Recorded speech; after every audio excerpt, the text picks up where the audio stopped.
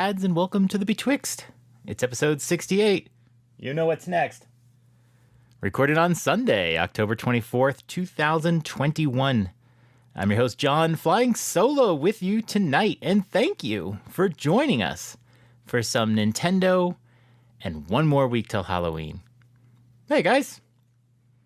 So, we've got something fun for you today. It's just me, but I wanted to go over 2021 for Nintendo. We're going to be talking about Nintendo's year. It's kind of hard to remember sometimes. The games that came out early in the year. I forgot that came out. Let's just see how Nintendo did this year and compare it to previous years. Before we get started, I just want to remind people I have a 30-second review for Garden Story, which is one of the premier kind of games that they showcased on the last Indie World. Slight spoiler, it didn't go well. I'll tell you why I played this game. I actually had bought it launch day when it shadow dropped, and I was really excited for it, and I needed a game at the time, and I started playing it, and I literally fell asleep. And I just couldn't get back to it. I just found it really boring, and I needed a game, and decided to give it another try. You know, I paid $20 for it. Decided to give it another try. Decided I was going to stick with it and give it a fair shot. Actually played it to completion. It actually got a little more fun at the end, just as you're trying to complete everything. But yeah, I did not have a good time, and I detail why in that 30-second review. So give that a look on our YouTube channel, Dad's After Dark Show. I've got one more 30-second review that will be coming out probably this week. And then that's going to be it for season 2 of my 30-second reviews. I'm just going to take the rest of the year off. Not a whole bunch coming out. I can probably find some games to review. But I'm just going to take a break, start to throttle things back. And then we'll be back in January. And we got a lot to do in January.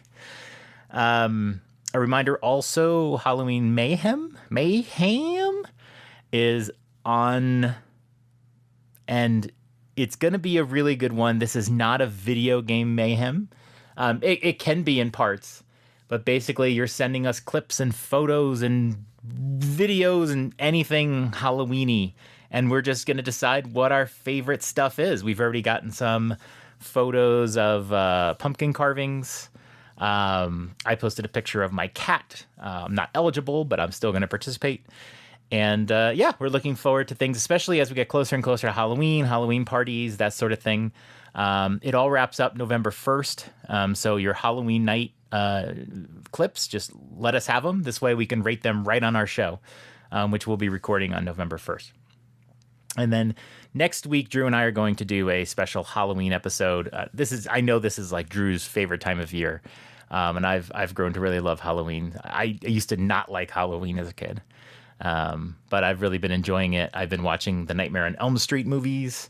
I'm going to start watching the Friday the 13th. Did you know the first Friday the 13th didn't really have Jason? I didn't know that.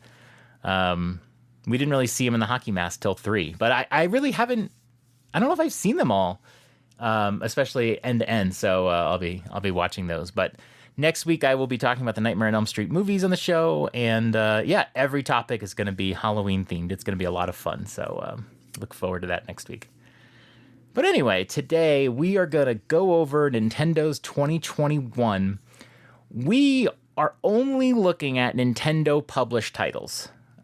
So if you played some great indies, if you played some any great games that weren't Nintendo, I know I've played a ton of really good games this year, but we're only focusing on Nintendo published titles.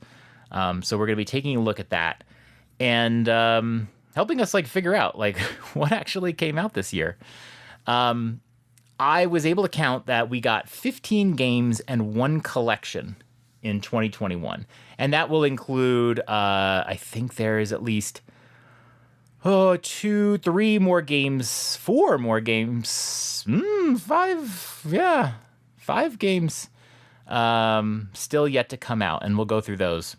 So we're taking those into account, but with the delay of Advance Wars, We're sort of wrapping up the year. I mean, we pretty much know what's coming out. There's not going to be any more surprises. But we got 8.5 remakes and ports.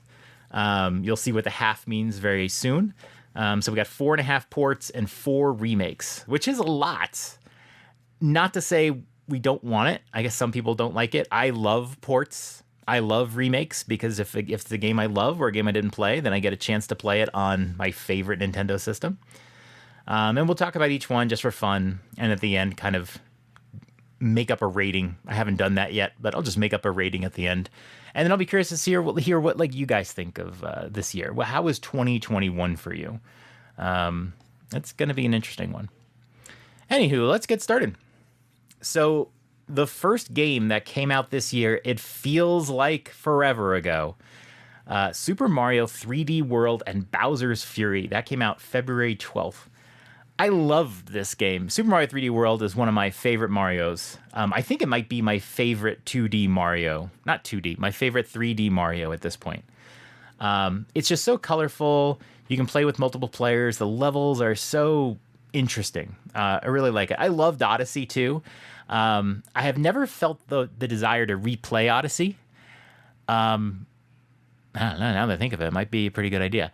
But when Super Mario 3D World was coming out, I was stoked to play that one again. So, great game. And then Bowser's Fury, so much fun. If you haven't played Bowser's Fury, you gotta play Bowser's Fury. I played through that game 100%. I can't imagine stopping where, it's one of those games where you don't have to do everything in the game to roll credits. But I can't imagine stopping at credits. It was so much fun. Such a variety of gameplay. It was a blast. My only critique of it is that it plays so much better on docked mode. I played one time portably, handheld, and it's just the frame rate is like half. So if you play it on it. Please play it on a TV screen. Keep your Switch docked. Trust me, it does not look as good handheld. I did a 30-second review on that, and I actually gave the whole package a 9. And so I'll stand by that one. That was a great release. It took 42 days into the year, but it was a good way to start the year for Nintendo. Next up, February 26th was Bravely Default 2. I loved the Bravely Default games. It's kind of an RPG where it's a little simpler. I mean, it's one of those where you can just mash the A button a lot of times in battles.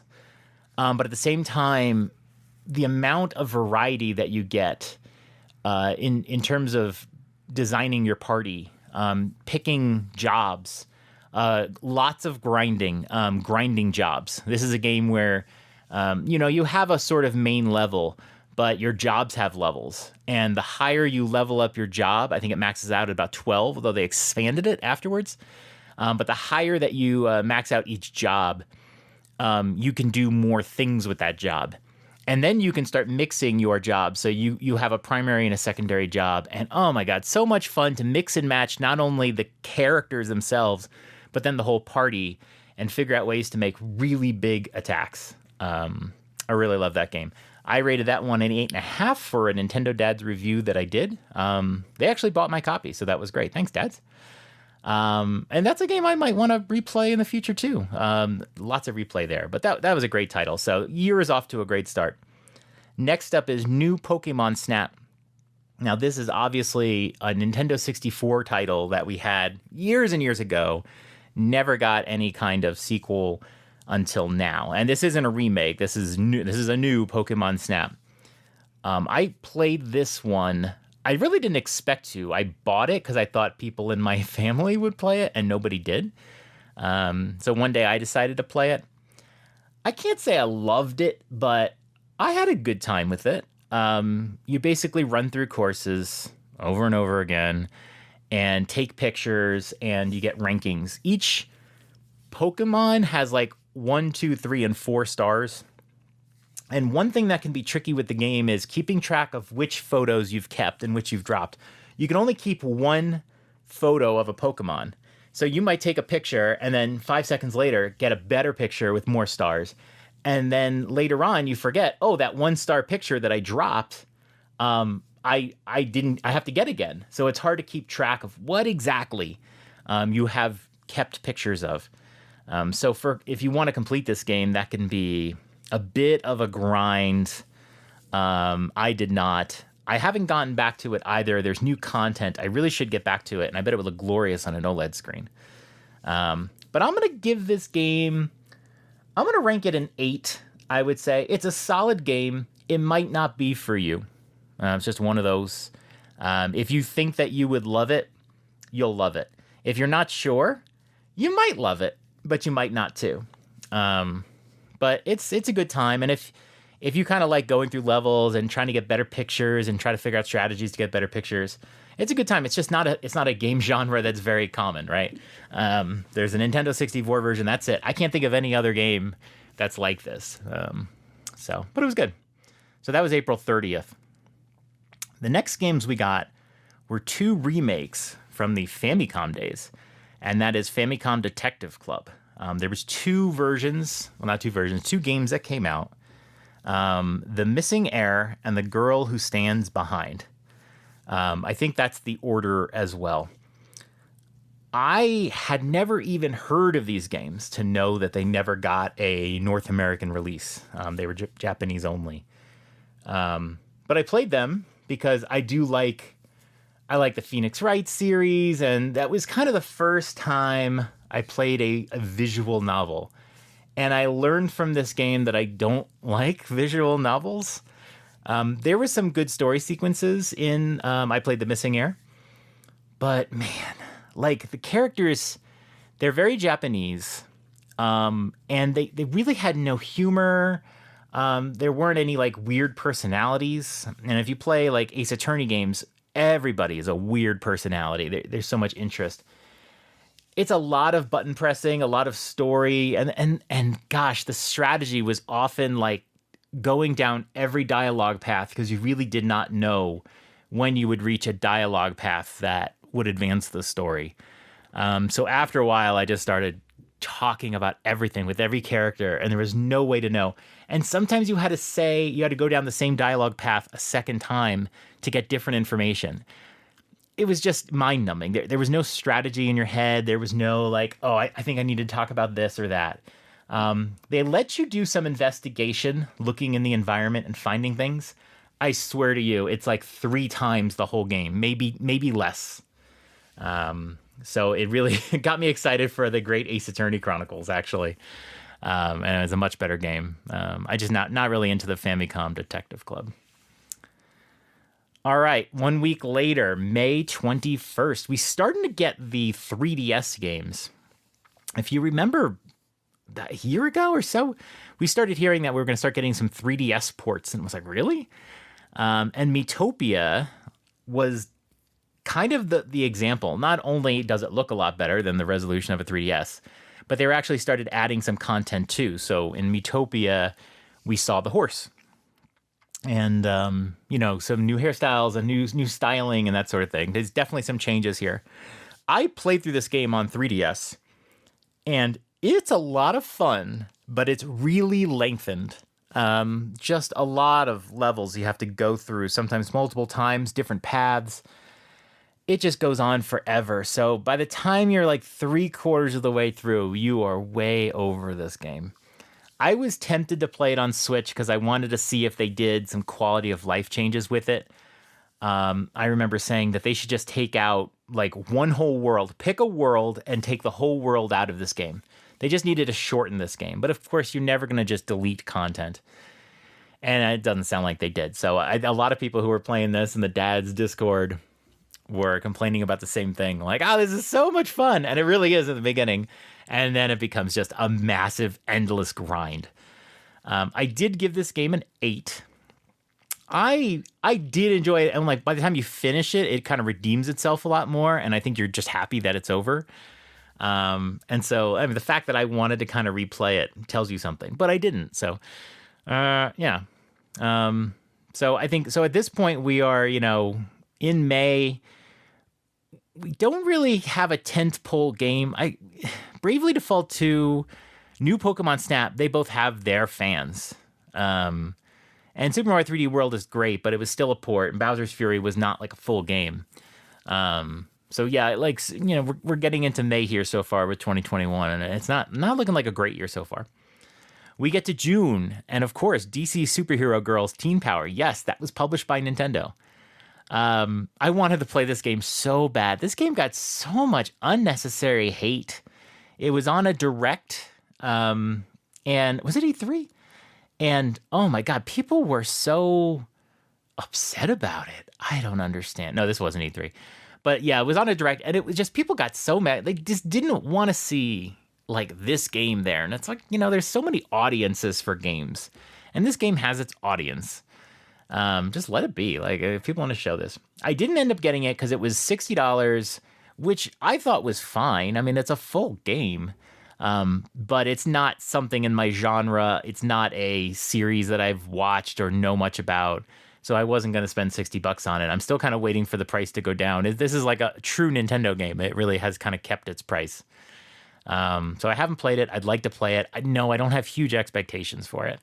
But anytime you can, play a game with Harley Quinn, it's worth it. June 11th, Game Builder Garage. I had almost forgotten about this one. This was a budget title. I think it was $30, which is surprisingly low. And it was all about programming, game programming. I know the sort of core aspects of it, were sort of like pulled out of the labo. But this was like a totally standalone. It did not use cardboard or anything like that. I had some really good fun with this one, going through tutorials on how to build games.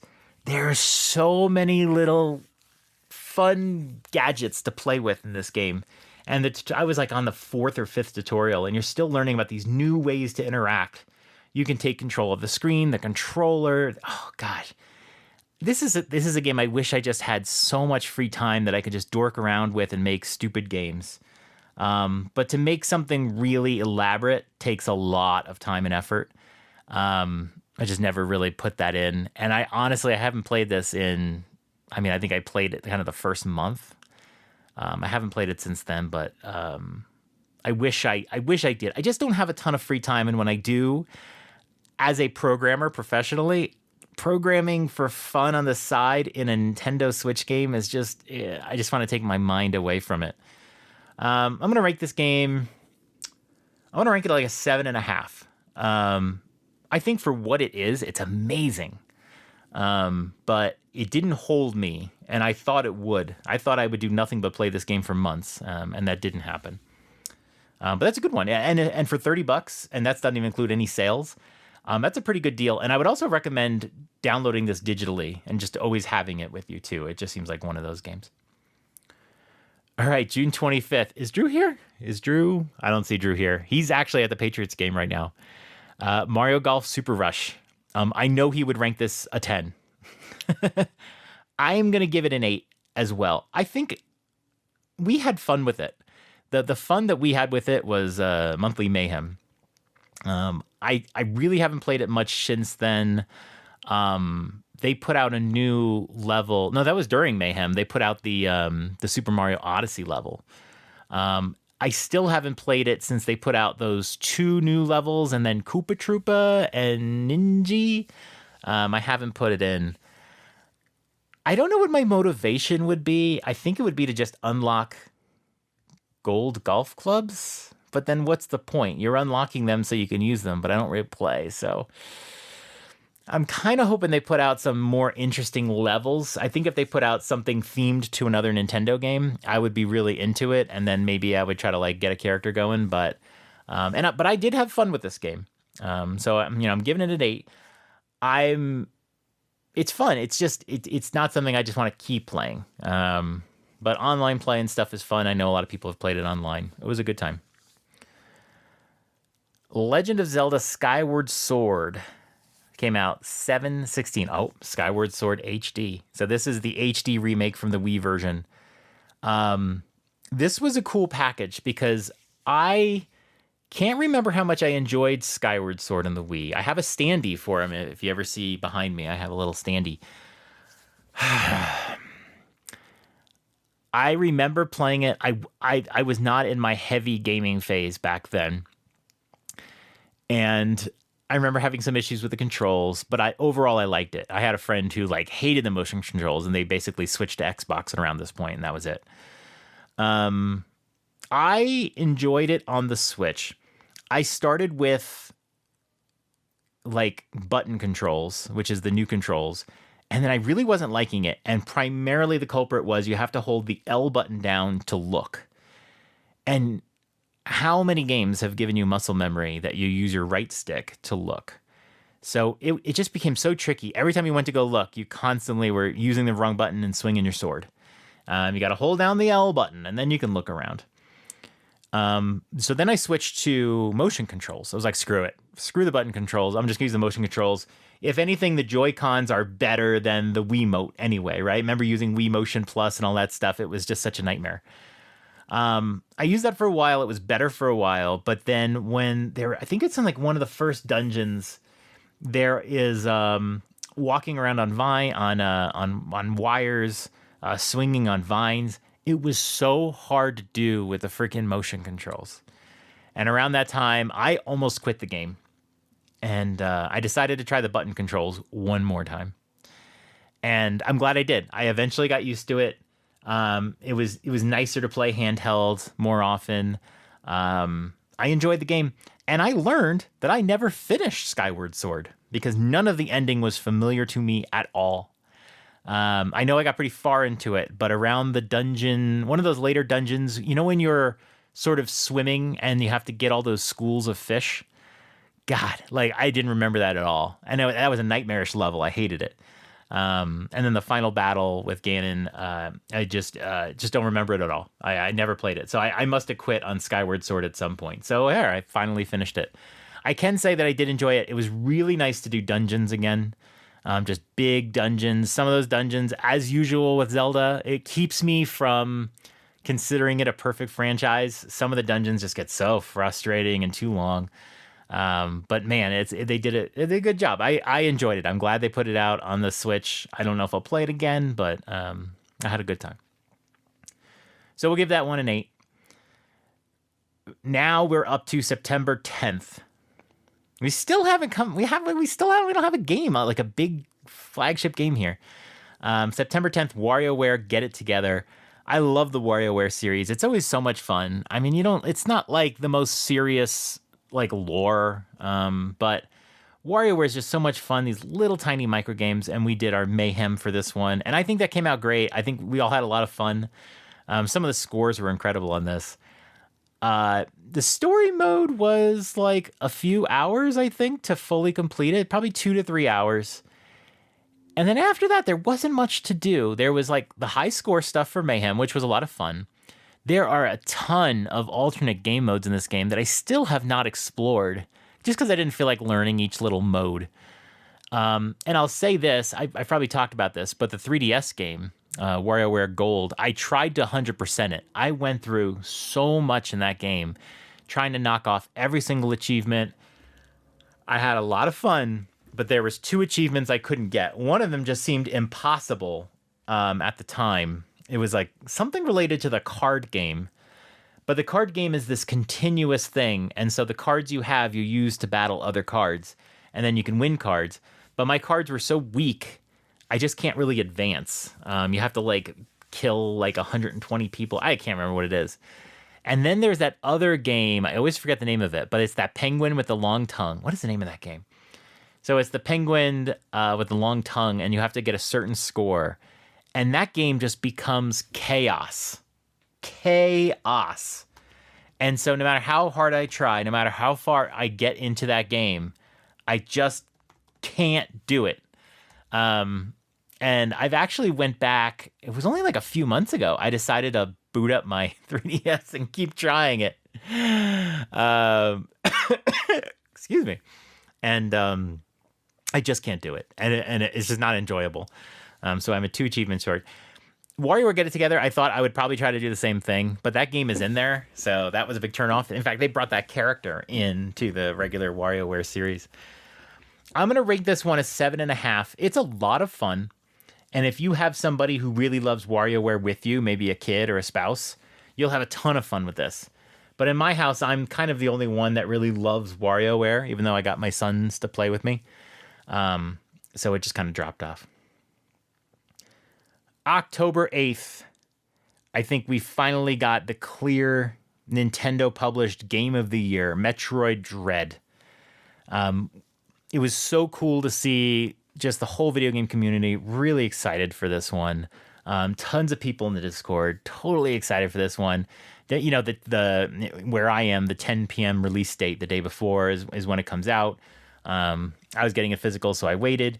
But I took a couple days off work, got through this game, loved it, got stuck a few times, as I always do in Metroid games. But I still have a lot of fun. I love the Metroidvania genre. And clearly this is the game of the year. It lived up to the hype. And we knew it would, because Nintendo spent like 3 months hyping the thing. In fact, I remember after it was revealed in the Direct that they started saying, oh, you know, this game's coming, you got to get it. And it's like, I'd love to play it right now. Like, we're going to do this for 3 months. And they did. They leaked information over 3 months. Oh, man, like, and finally it came out and it just lived up to the hype. It actually came out the same day as the OLED. And this game showcases the OLED so well. So I don't know at what point they decided, you know, hey, this would look great on an OLED screen. I'd love to know the story behind it. But yeah, such a great game to play OLED. This is definitely a game I'm going to play again. I've seen lots of people play the game multiple times, trying to improve their score, 100% it, hard mode. Yeah, this isn't a long game. If you don't get really stuck, you can probably beat it in about 8 to 10 hours. If you're casual, that sort of thing. But this is a game to play multiple times. Replay it again for fun. Try to do 100% hard mode, all that stuff. Such a great time. Definitely the game of the year. And now we're coming to the future. By the time that you hear this podcast, the Nintendo 64 for Nintendo Switch Online will be out. It's still October 24th, so we still have one more day. And I'm not really interested in Nintendo 64, I'll tell you that. I just don't like it. But lots of really good games are coming out on Nintendo 64, NSO. So if you love the Nintendo 64, you're going to have a heck of a good time. And really, all the best titles are coming out for it. So it's going to be... I'm excited for people who are excited for this. You know, you're going to get Ocarina and Majora and all that stuff. So it's going to be a good time. There's even some little games that may be a little lesser known, Sin and Punishment, that sort of thing. I'm so tempted to try Paper Mario. I don't like Nintendo 64, and I never played it on the Paper Mario on N64. Even Pokemon Snap, I'd love to just take a look at and see, because I've played new Pokemon Snap. But everything else is just like, I don't really like the graphics or anything. So, yeah, it is what it is. October 29th, so next week, Mario Party Superstars comes out. It's going to be the second Mario Party on the console. And it's going to have much more. It's going to be online integration from the beginning. That's why we saw the patch on the previous Mario Party. You'll be able to play this online wherever. I'm not a huge fan of Mario Party, so I'm not really looking forward to it, but I know a lot of you are. November 19th, that's the big game that I'm looking forward to. We have both Pokemon Brilliant Diamond and Pokemon Shining Pearl. Diamond and Pearl were the first Pokemon games I ever played. My wife and I, we each had DSs, and this is before we had kids, right before we had kids. And yeah, I just like, I've never played Pokemon before. We should play Pokemon. So I played Diamond, she played Pearl. We both finished it. And yeah, so this game has kind of a little place in my heart. And I've really gotten into Pokemon more lately. I'm not going to say I'm an expert at it. I don't do battling, but I do like playing the Pokemon games and trying to complete my decks. That's usually my goal when I play. And I'm looking forward to the same thing. November 19th, I'll be there to start. Might take a day off of work, I don't know. And start trying to fill the decks and, you know, do everything there is to do. So looking forward to that. And then the last game that's coming from Nintendo, thanks to the Advance Wars delay, Big Brain Academy, Brain versus Brain. I do love this series. I'm really looking forward to this. I get the impression it might end up like Game Builder Garage, where I play it for a little bit and then I just fall off. I don't know. Multiplayer, my kids aren't really going to play with me. But maybe I can get them to. Maybe I just got to make it an effort to get them to play with me. I think that's how the game will be more fun. Maybe I can just have the kids play against each other. But I have a feeling if Sebastian loses, he's just going to be mad. So we'll see. But I'll get it. I'll play with it a little bit. I don't think it's not a full price title. But I don't know how long I'll play. And that's it. That's 2021. So what do we think of 2021? I don't know. Looking at this list, I would say the big titles for 2021 were Bowser's Fury, Bravely Default 2. I don't know, maybe that's just me. New Pokemon Snap, and let's say Mario Golf and Metroid Dread and the Pokemon games. But none of those games, I would say, with the exception of Metroid Dread, which we know is a title that does not sell extremely well. I mean, none of those games have huge fan bases. Bowser's Fury maybe is the closest, but it's just a smaller game. I don't think it was like 5 hours. A lot of the other games have smaller fan bases, so I don't think it was a really good year for Nintendo. If I had to rank it, probably give it a 7.5. I mean, it was serviceable. There was stuff. There were ports, right? We got the Skyward Sword port. We got the Nintendo 64 ports. Pokemon is basically a remake. In my view, it's kind of really a new game. It's totally redone, but but it's a remake.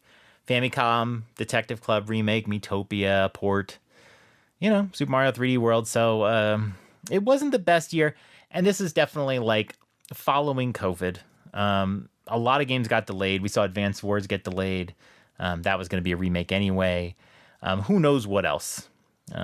Maybe we would have gotten Metroid Prime 4 this year. You feel like there was something.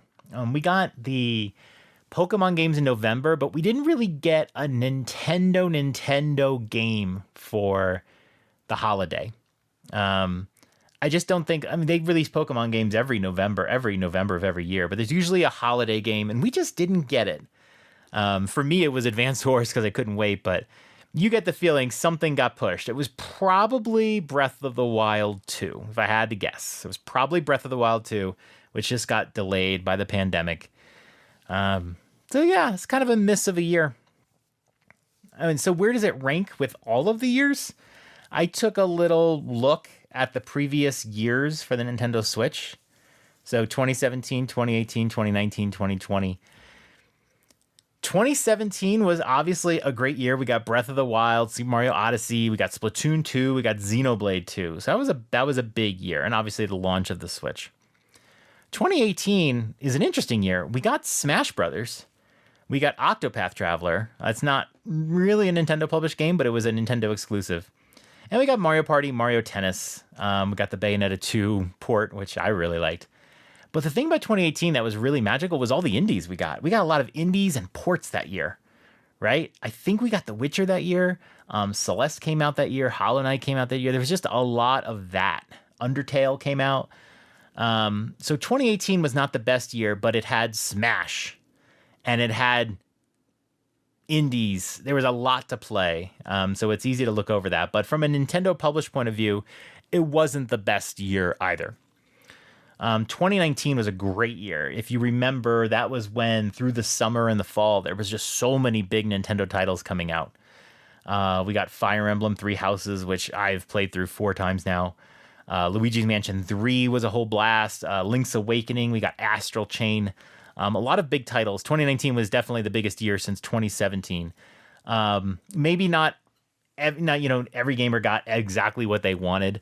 But we were all pretty satisfied. There was lots of cool games. Astral Chain is definitely one of those under the radar games still.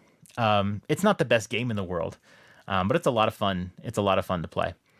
2020 was a bigger year, even though that was the beginning of the pandemic, but we got Animal Crossing. And that lit the world on fire. We got Paper Mario. We got Age of Calamity. We got 3D All-Stars with a bunch of games that we haven't played in a long, long time. And we got the Xenoblade port. We got the Pikmin port. There was a lot that year. Well, we mostly all played Animal Crossing, honestly. But that was a good year. I don't know where I would rank. I would have to say 2017 is the best year just from Breath of the Wild and Odyssey. But 2019 for me was really great. I loved playing Link's Awakening, Astral Chain, Fire Emblem, all those.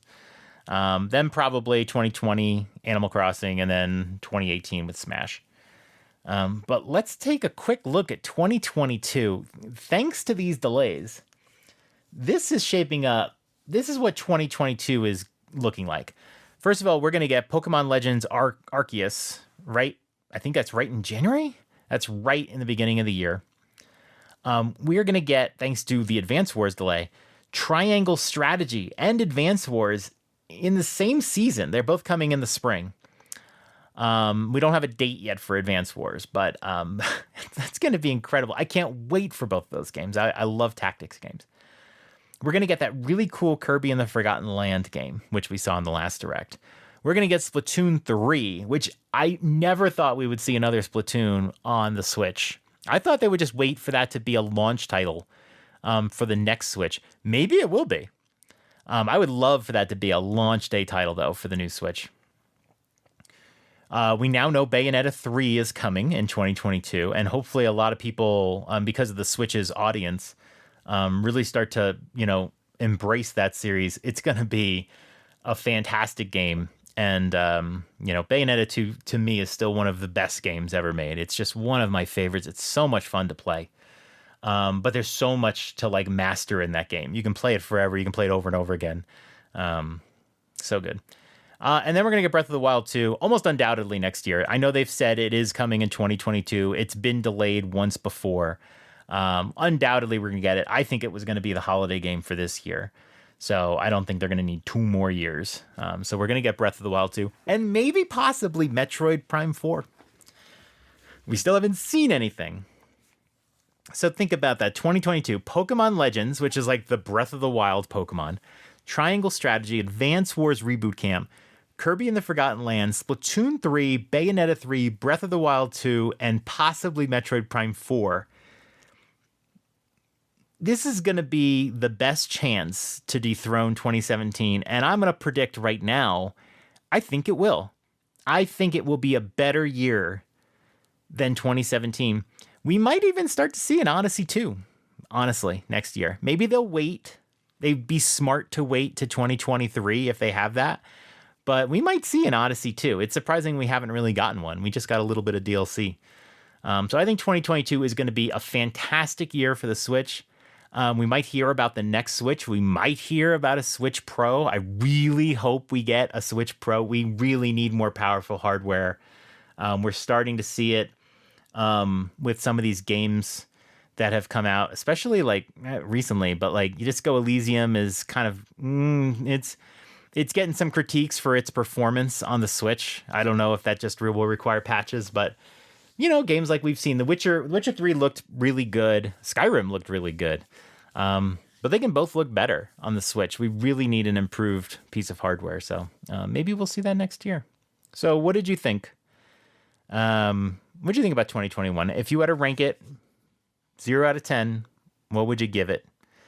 And do you think 2022 might be the best year for the Switch? I think so. Anyway, that's all I got. Hope everyone has a very good Halloween season. Again, next week we're going to have our Halloween episode, so hope to see you there. But that's it. Good night, dads. The Dads After Dark show is a part of the Nintendo Dads family of podcasts. You can subscribe to us anywhere podcasts are available, including iTunes, Google Play, Spotify, and Stitcher. Be sure to join us on the Nintendo Dads Discord in the Dads After Dark show channel for some naughty After Dark talk. Follow us on Twitter @NDadsAfterDark. Ask us a question, and we may answer it on the show. That's all for tonight. Good night, Dads. Sweet dreams.